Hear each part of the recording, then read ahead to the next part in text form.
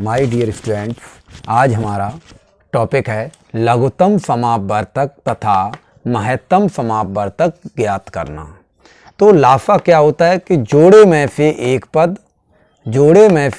पद तथा अन्य सभी पद, और माफा में जोड़े के पद केवल, इसमें अन्य पद नहीं लेना है। नोट, अन्य पद नहीं लिए जाते हैं, ये चीज़ याद रखनी है।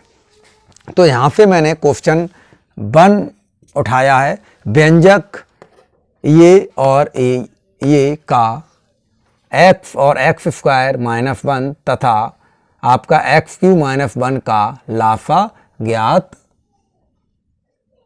करो। तो इसको मैंने मान लिया प्रथम पद, इसको लिया मैंने px बराबर x और x स्क्वायर माइनस 1, और द्वितीय पद मेरा है, द्वितीय पद इसको मैंने qx कंसीडर कर लिया है या मान लिया है x क्यू माइनस 1। अब यहाँ से आपका px को x और इस वाले पॉइंट को हमने x स्क्वायर माइनस 1 का स्क्वायर लिख सकते हैं। तो यहाँ से ये हमारा बन जाएगा x और x प्लस 1 और x माइनस 1। यहाँ से हमारा सूत्र चला है a square minus b square बराबर a प्लस b और a माइनस b। यहाँ से सूत्र हमारा चला है a प्लस b और a माइनस b। इसका मैंने यहाँ प्रयोग कर दिया है। सेम इसका भी आपका हो जाएगा x क्यू माइनस 1 का क्यू।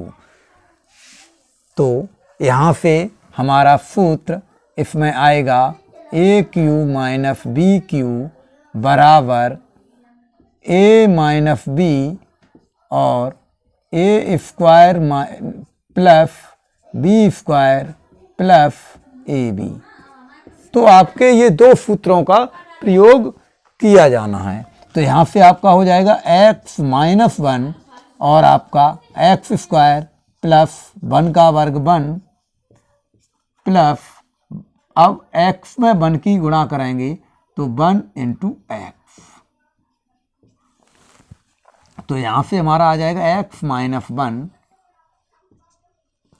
और x square plus 1 plus x। ये पॉइंट हमारा आया। लाफा बराबर हमारा px और qx दो पद दिए गए हैं। हमने फैक्टर वाले गुणनखंड के ये पद, इनको और इस वाले को कंसीडर करना है, x प्लस 1 और x माइनस 1। यहाँ से हमारा आया है x माइनस 1 और x square plus x plus 1। अब यहाँ पर हमारा पेयर के अंदर, ये जोड़े के अंदर आ रहे हैं, तो इनमें जो लाफा हमारा आएगा, लाफा बराबर, तो जोड़े का सर्वप्रथम हम पद ले लेंगे। जोड़े का सर्वप्रथम मैंने पद लिया। अब यहाँ पर हमारा शेष पद ये बचा हुआ है और शेष ये वाला बचा हुआ है, इसको हम उतार देंगे।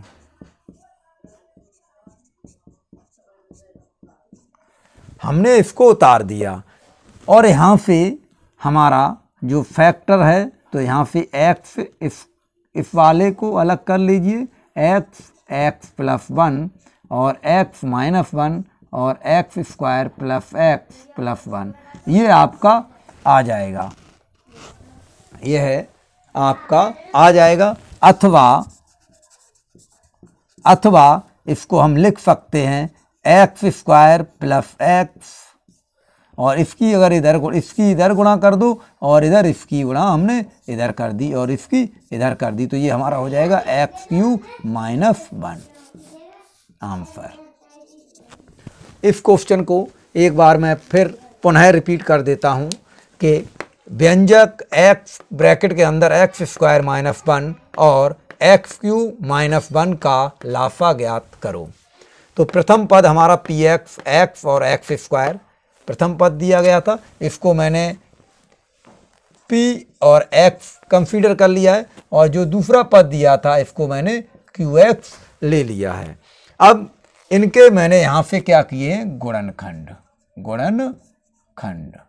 यहाँ से मैंने इनके गुणनखंड किए। तो इस वाले पद के गुणनखंड हमको ये प्राप्त हुए और इस वाले के गुणनखंड हमारे ये प्राप्त हुए। इन दोनों के गुणनखंड को मैंने लाफा के लिए अलग अलग फॉर्म में वितरित कर लिए हैं। अब पेयर थे, पेयर वाले को मैंने अलग कर लिया। शेष रिमाइंडर में हमारा जो शेष बचा हुआ था पद ये वाला, तो मैंने अलग कर लिया है और यहाँ का जो शेष पद था इसको मैंने यहाँ पर नोट कर लिया है। फिर क्रम में सबसे छोटी संख्या को मैंने आगे किया, चेंज करते हुए बनाया।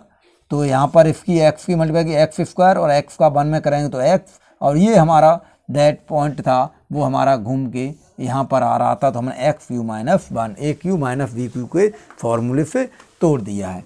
तो ये हमारा हो गया लाफा ज्ञात करना। इसी पॉइंट को आगे बढ़ाते हुए यदि हम इसमें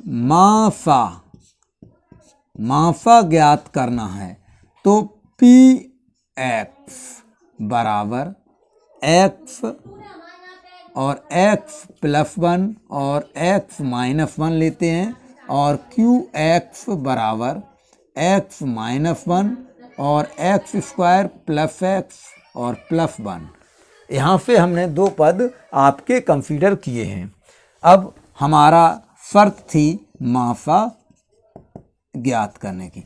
माफा ज्ञात करने के लिए मैंने आपको एक सूत्र दिया था कि माफा ज्ञात करने के लिए जोड़े के पद केवल, कहने का तात्पर्य है कि अब हम इन दोनों पेयर जो p और q दिए गए हैं उसमें से हमें ये ढूंढना है कि हमारा जोड़ा कहाँ कहाँ बन रहा है।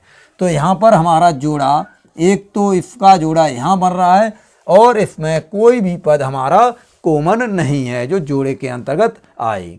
तो इसलिए हमारा x - 1 ही प्राप्त हो रहा है और पीछे हमने नोट में दिया था अन्य पद नहीं लिए जाते हैं, तो बाकी हम सभी पदों को छोड़ देते हैं। तो यहाँ से ये हमारा क्वेश्चन बन गया है लाफा और माफा, लाफा और माफा ज्ञात करना। दोनों टॉपिक आपके एक में ही समाहित कर दिए हैं कि आपको सर्वप्रथम ये ध्यान रखना है कि लाफा या लघुत्तम समापवर्तक ज्ञात करने के लिए जोड़े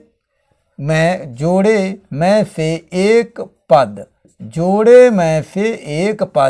और उसके बाद अन्य सभी पद। तो यहाँ पर हमारा पॉजिटिव हो जाता है प्लस, लेकिन माफा में आपको केवल जोड़े में से एक ही पद, केवल जोड़े के पद लेने हैं। अन्य जो पद होते हैं इन सभी को हम छोड़ देते हैं, इनको हम नहीं लेते हैं।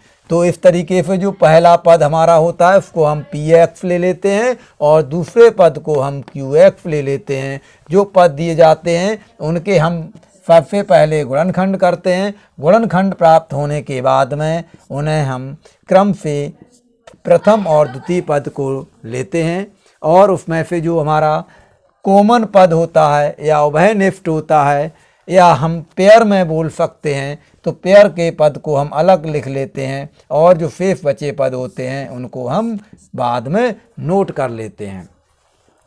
ठीक है, फिर जो चीज़ हमें लाफा में प्राप्त होती है उस लाफा के प्राप्त व्यंजक के द्वारा दी गई चीज़ को हम मल्टीप्लाई के रूप में लिख लेते हैं, जो हमारा अभीष्ट आंसर लाफा होता है। इसी प्रकार हमारा माफा पा के अंतर्गत आपके पद जो हमने पहले से ही निकाल रखे हैं, उन पदों में से केवल हमें जो हमारा कॉमन पद होता है उसको लेते हैं, जो हमारा एक अभीष्ट माफा होता है। Thank you.